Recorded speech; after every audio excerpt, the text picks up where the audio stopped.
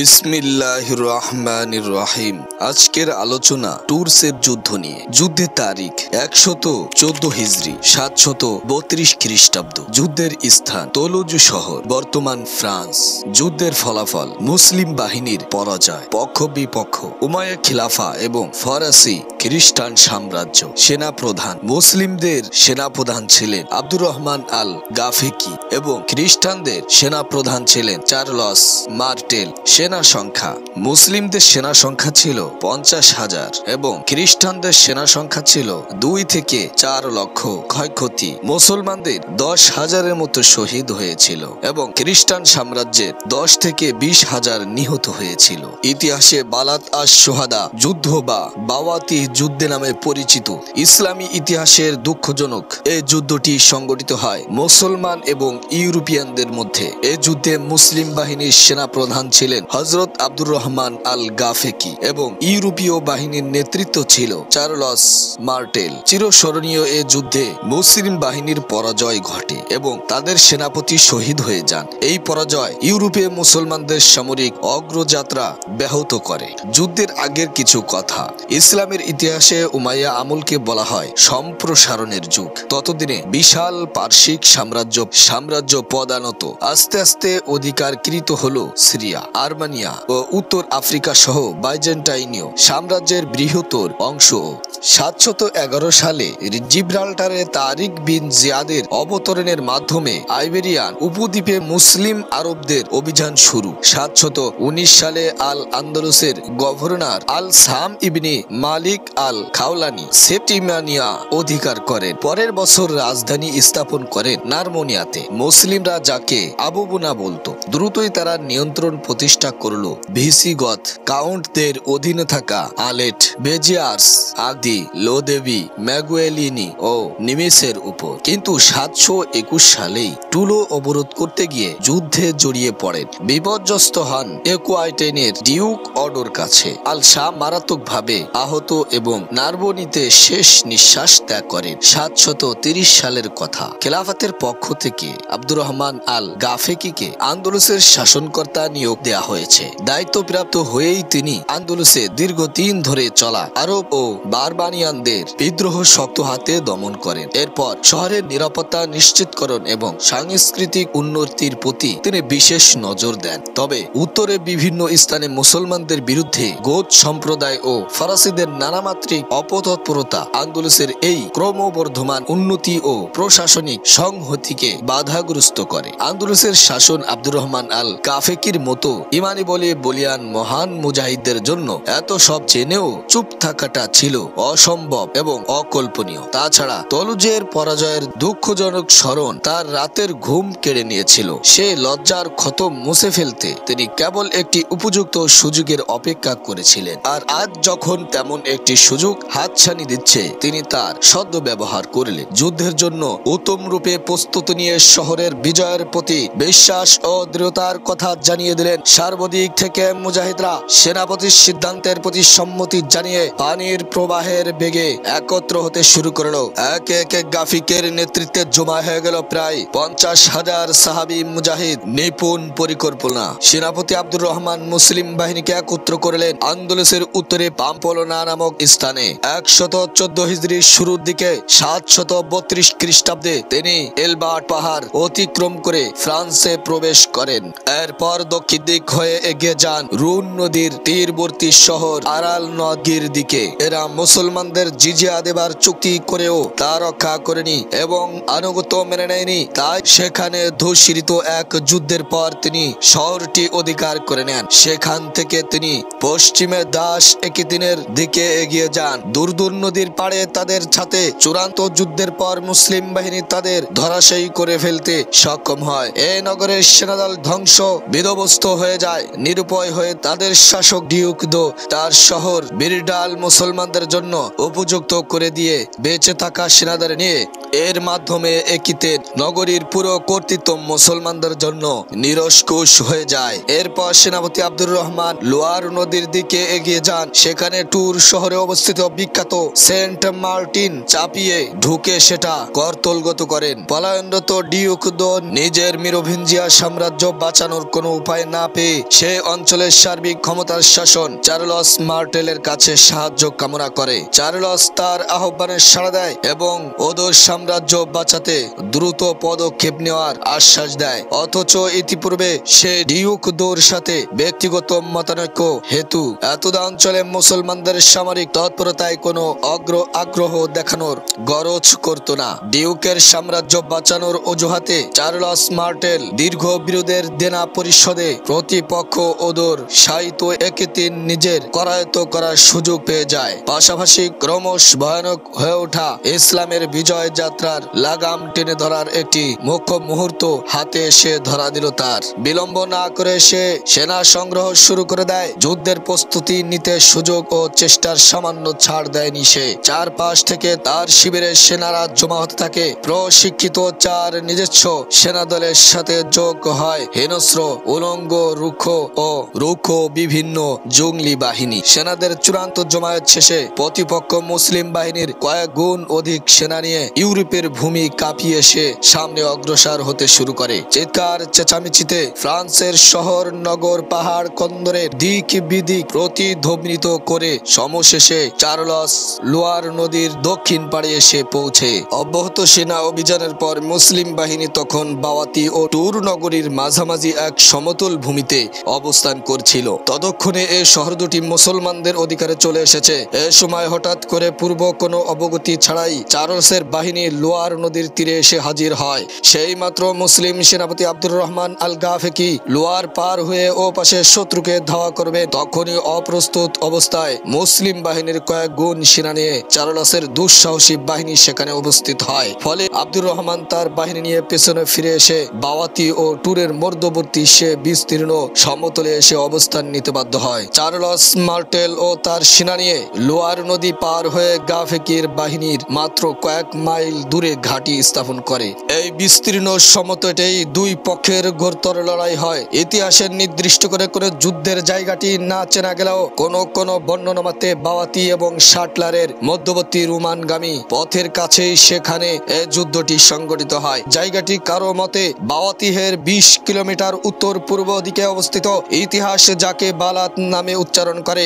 আন্দোলসের ভাষায় শব্দটির অর্থ এমন কোন প্রাসাদ বা দুর্গ যার চারপাশ ঘিরে থাকে সুশোভিত উদ্যান। এর জন্যই আরবি ইতিহাসে উৎস গ্রন্থগুলোতে এ যুদ্ধকে বিলাত আশ-শুহাদা বলে অবহিত করা হয়। শুহাদা শব্দ যোগের কারণ হলো এ যুদ্ধে বহু মুসলিম সেনা শাহাদাত বরণ করেছেন। এদিকে ইউরোপিয়ান ইতিহাস গ্রন্থগুলোতে এ যুদ্ধকে বাওয়াতি বা টুরসের যুদ্ধ বলে উল্লেখ করা হয়। 114 হিজরি শাবান মাসের শেষ দিক অক্টোবর 732 খ্রিস্টাব্দ উভয় পক্ষের মাঝে যুদ্ধ চলমান। দীর্ঘ 9 দিন রক্তক্ষয়ী মোকাবেলার পর এ যুদ্ধ পৌঁছে গেল মহামান্বিত মাস রমজান মাসে। এখনো কোনো পক্ষের চূড়ান্ত কোনো ফলাফল হাতে আসেনি। যুদ্ধের 10ম দিন দুই পক্ষের একে অন্যের উপর সর্বোচ্চ বীরত্ব ও সাহসের সাথে ঝাঁপিয়ে পড়ল।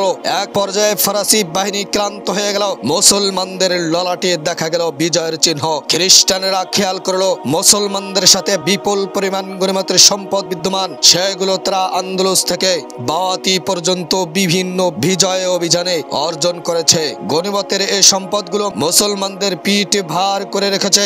আরবদের স্বভাব ছিল তারা তাদের গনিমত সাথে করে বয়ে বেড়াতো। সেগুলো এবারও তাদের বাহিনীর পেছনে কিছু রক্ষী সেনার নজরদারিতে রাখা ছিল। খ্রিস্টানরা ব্যাপারটা বুঝতে পেরে যুদ্ধের তালে মুসলমানদের ধাওয়া করে সেই দিকটা থেকে সরিয়ে নিচ্ছিল এবং এতে তারা সফল হয়ে গেল। পিছন দিকে গনিমতের হেফাজতে থাকা সেনাদের কাছ থেকে মুসলমানদের মূল বাহিনীকে তারা আলাদা করে ফেলল। মুসলমানেরা শত্রুপক্ষের এই পরিকল্পনা ধরতে পারেনি। তাই রক্ষী হিসেবে সামান্য কয়েকজন সেনাই গনিমতের সম্পদের কাছে দাঁড়িয়ে রইল এবং মুসলিম বাহিনীর শৃঙ্খলা ভেঙে গেল।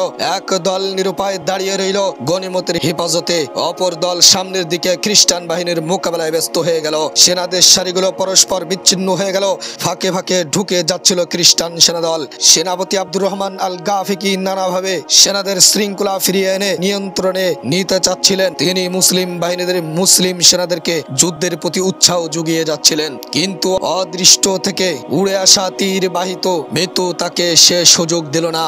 আহত বদনে তিনি মৃত্যুর কোলে ঢলে পড়লেন। সেনাপতির শাহাদাতে মুসলিম সেনাদের ভিতরে আরো অস্থিরতা এবং বিশৃঙ্খলা দেখা দিল। বাহিনীর সর্বত্র ছড়িয়ে গেল ভয়। এরপরেও যদি সৈন্য সুলভ মানব ঈমান, বিজয়ের নেশা ও মনস্তাত্ত্বিক অবিচলতা না থাকতো, তাহলে কয়েক গুণ বৃহৎ এ বাহিনীর সামনে সেদিন মুসলমানদের বড় কোনো দুর্যোগে পড়তে হতো। মুসলিম সেনারা ধৈর্য ধারণ করে যুদ্ধে অটল থাকলেন। এভাবে রাত এসে গেল। আধারের অমানিসা কাজে লাগিয়ে মুসলিম সেনাদল সেপ্টেমানিয়ার দিকে চলে গেল। তাদের ভারী অস্ত্র ও যুদ্ধপ্রাপ্ত সম্পদের সবটুকু শত্রুর গনিমত হিসেবে ফেলে গেল ময়দানে। পরের দিন সকাল, যুদ্ধের ধারাবাহিকতায় ময়দানে নেমে এলো ফরাসি বাহিনী, কিন্তু বিপরীতে দেখা গেল না কোনো মুসলমানকে। অদূরে কুরুক্ষেত্রের ওপারে পড়ে আছে তাদের অবস্থানের তাঁবু, সেখানে কোনো যোদ্ধা অবশিষ্ট নেই। তারা সতর্কতার সাথে সেদিকে এগিয়ে গেল। হতে পারে এটা কোনো ফাঁদ, কোনো ধোঁকা বা চাল, কিন্তু তারা সেগুলো খালি পড়ে থাকতে দেখলো কয়েকজন অসুস্থ এবং আহত অচল লোক পড়ে আছে, কোথাও আর কোনো কেউ নেই। তারা শত্রুতার ভয়াল তরোয়ারে আঘাতে সেখানে জবাই করে ফেললো। চার্লস মার্টেলের মনে হলো মুসলমানদের ময়দান ছেড়ে যাওয়াই তার বিজয়ের জন্য যথেষ্ট। তাই সে আঁক বেড়ে তাদের পশ্চাৎগমনের চিন্তা করলো না। সে দুঃসাহস না দেখিয়ে সে তার বাহিনী নিয়ে উত্তরে যেখান থেকে এসেছিল সেখানে রওনা করলো। এমন লাঞ্ছনাকার পরাজয়ের পিছনে একই সাথে কার্যকর ছিল বেশ কিছু কারণ। যেমন আন্দোলস থেকে বের হয়ে এ যাবৎ মুসলিম বাহিনী পাড়ি দিয়েছে বহু পথ। ফ্রান্সে আসার পরেও লাগাতার যুদ্ধ তাদেরকে কাবু করে ফেলছে। বহু ক্রোশের যাত্রা তাদেরকে ক্লান্ত করে দিয়েছে। তদুপরি এ দীর্ঘ যুদ্ধযাত্রা তারা নতুন কোনো সহায়তা পায়নি যা তাদেরকে সপ্রাণ করবে, তাদের দায়িত্ব পালনের শক্তি যোগাবে। কারণ দামেস্কের দারুল খিলাফা থেকে তাদের অবস্থান ছিল বেশ দূরে। ফলে ফ্রান্সের কোনায় কোনায় তাদের এ যাত্রা ক্রমশ তাদের ইতিহাসের বিপর্যয়কার অতীত রূপকথার কাছাকাছি করে দিচ্ছিল। এদিকে আন্দোলসের রাজধানী কর্ডোবাও তাদের কোনো সহায়তা করতে সক্ষম ছিল না, কারণ শহরটির মাইলে মাইলে তখন বহু আরব বিজেতার দুঃসাহসী পদাচরণা চলমান। গনিমত সম্পদ রক্ষায় মুসলমানদের অতি আগ্রহ। আল্লাহ রাব্বুল আলামিন পবিত্র কোরআনে বলেন, ইয়া আইয়ুহান নাস ইন্না ওয়াদাল্লাহি হাকুম ফালা তাগুররান্নাকুমুল হায়াতুদ দুনিয়া ওয়ালা ইয়াগুররান্নাকুম বিল্লাহিল গরুর। হে মানুষ, নিশ্চয় আল্লাহ ওয়াদা সত্য, সুতরাং পার্থিব জীবন যেন তোমাদেরকে কিছুতেই প্রতারিত না করে এবং সেই প্রবঞ্চক যেন কিছুতেই তোমাদেরকে আল্লাহ সম্পর্কে প্রবঞ্চিত না করে। এ যুদ্ধে লক্ষণীয় ব্যাপার হলো তারা পার্থিব জীবনের প্রবঞ্চনাও পড়ে গিয়েছিলেন। বিজিত অঞ্চলের সম্পদ সংরক্ষণে তাদের কামনা ও আগ্রহ ছিল চোখে পড়ার মতো। বুখারী এবং মুসলিম শরীফে হযরত আমর ইবনে আউফ আল আনসারী রাদিয়াল্লাহু তাআলা আনহু থেকে বর্ণিত এক হাদিসে আল্লাহ রাসূল সাল্লাল্লাহু আলাইহি ওয়াসাল্লাম বলেছেন, আল্লাহর কসম, আমি তোমাদের জন্য দারিদ্রতার আশঙ্কা করি না, বরং আমি আশঙ্কা করি যে তোমাদের কাছে দুনিয়ার প্রাচুর্য আসবে, যেমন তোমাদের পূর্বকার লোকেদের কাছে এসেছিল। তখন তোমরা সেটা পাওয়ার জন্য পরস্পর প্রতিযোগিতা করবে, যেমন ভাবে তারা করেছিল, আর তা তাদের যেমনি ভাবে ধ্বংস করেছিল তোমাদেরকেও তেমনি ভাবে ধ্বংস করে দিবে। এ হাদিসে আমাদের বুঝালো সৃষ্টি জগতের সাথে আল্লাহ তাআলার স্বাভাবিক আচরণ নীতি মুসলমানদের সামনে যদি দুনিয়া উন্মুক্ত করে দেওয়া হয় আর তারা পূর্ববর্তী জাতিসমূহের মতো সেগুলো নিয়ে পরস্পর বাদ অনুবাদে লিপ্ত হয়, তাহলে পূর্বে সে সব জাতির মতোই আল্লাহ তাআলা মুসলমানদেরকেও ধ্বংস করে দেবেন। আর তিনি ইরশাদ করেছেন, ফালাং তাজিদালি সুন্নাতিল্লাহি তাবদীলা ওয়ালাং তাজিদালি সুন্নাতিল্লাহি তাহওয়িলা। অতএব আপনি আল্লাহর বিধানে পরিবর্তন পাবেন না এবং আল্লাহর রীতিনীতিতে কোনো ব্যতিক্রমও দেখবেন না। তুরসের যুদ্ধে উমাইয়াদের নিহত সৈন্য সংখ্যা ছিল 10,000-এর মতো। চার্লসকে মার্টেল বা হাতুড়ি উপাধি দেওয়া হয় এ যুদ্ধে উমাইয়া বাহিনীকে গুড়িয়ে দেবার জন্য। তবে ফ্রাঙ্কিশ বাহিনীর বীরত্ব প্রকাশের জন্য ইউরোপিয়ান ইতিহাসের দাবি করা হয় 3,75,000 আরবকে হত্যা করা হয়েছে, আদতে যা ভিত্তিহীন। যুদ্ধের পর চার্লস মার্টেল জার্মান মিত্রদের তাড়িয়ে দিয়ে বিজয় চূড়ান্ত ও নিজেদের পক্ষে কুক্ষিগত করেন। অন্যদিকে আব্দুর রহমানের মৃত্যুর পর শ্রেষ্ঠ সৈন্য স্থান পূরণ করার মতো যোগ্যতম কাউকে পাওয়া যাচ্ছিল না। যদিও 736 সালে তার পুত্র এদিকে আরেকটি অভিযান চালায়, তথাপি পিরোনিজের ওপাশে তারা আর আধিপত্য প্রতিষ্ঠা করতে পারেনি। তবে চার্লস লম্বার্ডের রাজা লিউট্রান্ডের সহযোগিতায় একে একে দখল করেন মান্টিফ্রিন, অভিগণন, আরলেস প্রভৃত অঞ্চল। এমন শক্তিশালী উমাইয়া বাহিনীকে পরাজিত করলেও নারমনি শহর দখল করতে ফ্রাঙ্কিশরা ব্যর্থ হয়। 735 সালে একুয়াটাইনের ডিউক অডোর মৃত্যুর পর চার্লস তার রাজ্যকে নিজের রাজ্যের সাথে একীভূত করতে চাইলেও অভিযাত্রা অডোর পুত্র হুলন্ড চার্লসকেই প্রভু হিসেবে স্বীকার করে নেন। 735 সালে আল আন্দোলুসের নতুন গভর্নর উকবা বিন আল হাজ্জাজ টুরসের যুদ্ধের প্রতিক্রিয়ার অভিযান চালনা করেন এবং আরলেস ও অভিগণন দখল করে নেন। এরপর চার্লস 736 এবং 739 সালে দুইবার সেপ্টেমিনিয়া আক্রমণ করলে তাকে ফিরিয়ে দেওয়া হয়। বস্তুত টুরসের যুদ্ধের 27 বছর পর্যন্ত নারমনি ও সেপ্টেমিনিয়া উমাইয়াদের অধীনে থেকে যায়। 750 সালে উমাইয়া খেলাফতের পতন ও আব্বাসী খিলাফতের সূচনা ঘটলে বিচ্ছিন্নতার এ সুযোগে 749 সালে পেপিন দ্য শর্টের কাছে আত্মসমর্পণ করে ফ্রাঙ্কিশ সাম্রাজ্যের অন্তর্ভুক্ত হয়ে যায় নারমনি। বস্তুত এ নিয়ে বহু জল ঘোড়া করা হয়েছে, বহু আলোচনা সমালোচনা এবং পর্যালোচনা হয়েছে। ইউরোপীয় ঐতিহাসিকরা অত্যন্ত গুরুত্বের সাথে তাদের গ্রন্থগুলোতে ঠাঁই দিয়েছে এ যুদ্ধের ইতিহাস। এটাকে তারা নানাভাবে চূড়ান্ত ফয়সালাকারী যুদ্ধ হিসেবে দেখতে চেয়েছে। তাদের এতটা গুরুত্বের রহস্য কারো কাছে অজানা নয়। তাদের অধিকাংশ এ যুদ্ধকে ইউরোপের মুক্তির ঘটনা বলেও আখ্যায়িত করতে চায়। ঐতিহাসিক এডওয়ার্ড গিবন এ যুদ্ধ সম্পর্কে বলেন, এ যুদ্ধে আমাদের ব্রিটিশ পূর্বপুরুষ এবং প্রতিবেশী ফরাসি আমাদের শহরকে মদিনার কুরআন ও ধর্মের আগুন থেকে রক্ষা করেছেন, রোমের মর্যাদা অক্ষুণ্ণ রেখেছেন এবং খ্রিস্ট শক্তিকে আরো সংহত করেছেন। এডওয়ার্ড আলো বলেন, 732 হিজরি সনে আরবদের বিরুদ্ধে চার্লস মার্টিল যে অনন্য বিজয় লাভ করেছিলেন সেটা আরবদের জন্য পশ্চিম ইউরোপে চূড়ান্ত সীমা নির্ধারণ করে দিয়েছে এবং খ্রিস্টানদেরকে রক্ষা করেছে বর্বর ইসলাম থেকে। আসল কথা হলো, আরবরা যদি ফ্রান্সের কর্তৃত্ব হাতে নিতে পারত তাহলে প্যারিস ও আন্দোলুসের কর্ডোবার মতো সভ্যতা ও জ্ঞানের কেন্দ্রীয় নগরী হয়ে উঠত। তখন কর্ডোবায় লোকেরা রাজপথে দাঁড়িয়ে বই পড়ে,